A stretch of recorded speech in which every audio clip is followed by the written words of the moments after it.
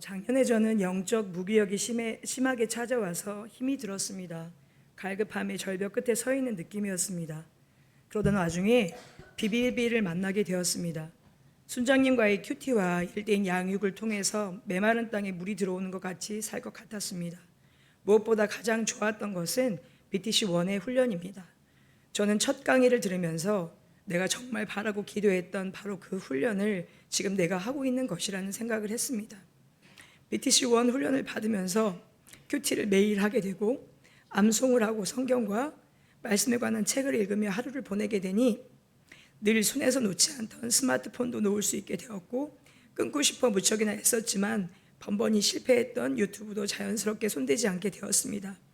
사실 예전에도 기도했고 말씀을 읽었으며 늘 예배를 드렸지만 내 인생의 왕자에 내가 앉아서 내 힘으로 했습니다. 그래서 신앙생활이 즐겁지도 않았고 의무감만 컸기에 진짜 즐거움을 알지 못한 저는 매번 넘어졌습니다.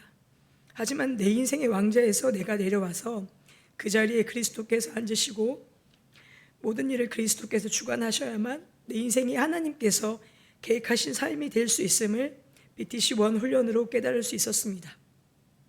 훈련을 통해서 직장인 선교사로 불러주셨기에 직장에서 전도를 하려고 돌아보니 옆자리 미술 선생님이 계셨습니다. 제가 훈련을 받으면서 선생님께 사역일을 전했고 선생님은 영접 기도를 읽는 순간부터 계속해서 눈물을 흘리셨습니다. 양육이 시작되고 그 다음 주부터 선생님은 아들과 함께 근처 교회로 나가기로 하였고, 양육이 진행된 지 3개월 후부터 선생님 가족 4명 모두 교회에 다니시게 되었으며 신자 등록까지 하게 되었습니다. 지금은 강하게 거부했던 남편과 큰딸 아이도 주일이 되면 기쁘게 예배를 드리고 계십니다. 기적과도 같은 일을 하신 분은 하나님이심을 알기에 너무도 놀랍고 감사할 뿐입니다.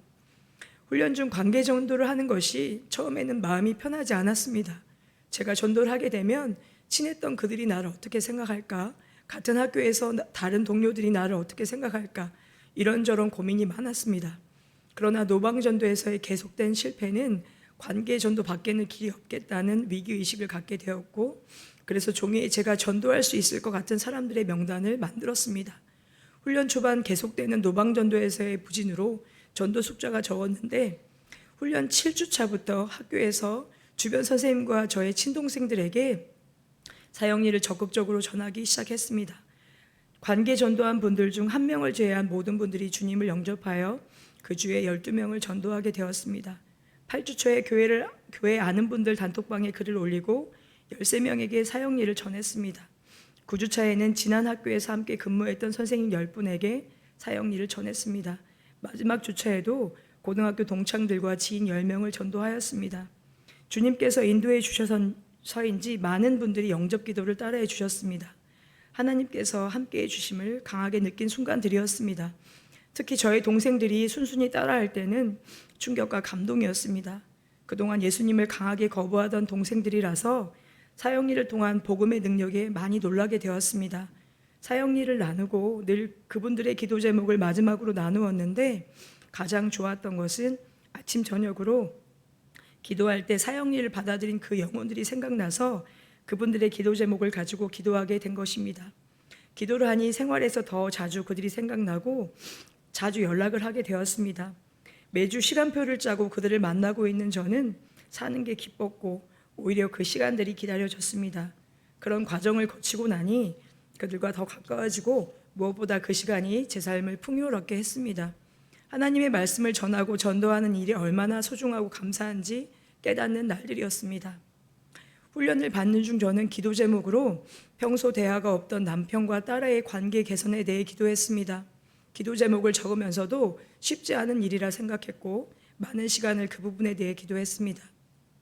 훈련이 끝나고 한 달 후쯤 남편의 태도가 많이 달라져서 물었더니 어떤 영상을 보면서 문득 느꼈는데 바꾸려 하지 말고 지금 있는 그대로를 존중하고 사랑하고자 한다는 이야기를 듣고 마음이 울컥했습니다. 사람의 힘으로는 안 되는 것을 주님이 능히 하실 수 있다는 것을 다시 한번 더 느끼게 되었습니다. 지금은 옆자리 미술 선생님을 계속해서 양육하고 있습니다. 일주일에 한 번씩 만나고 있고 매일 큐티와 말씀을 함께 나누고 있습니다.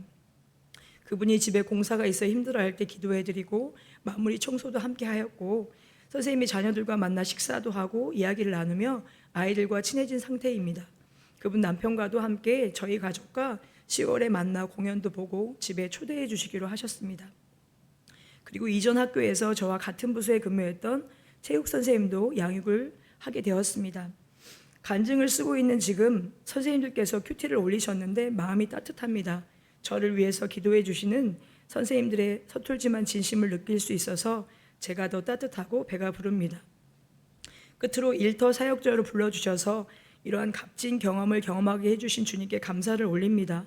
아직은 양육에 대해 부족한 부분이 많아서 저는 지금 매주 BBB 순장 모임과 월요 모임을 통해서 계속해서 배우고 있습니다.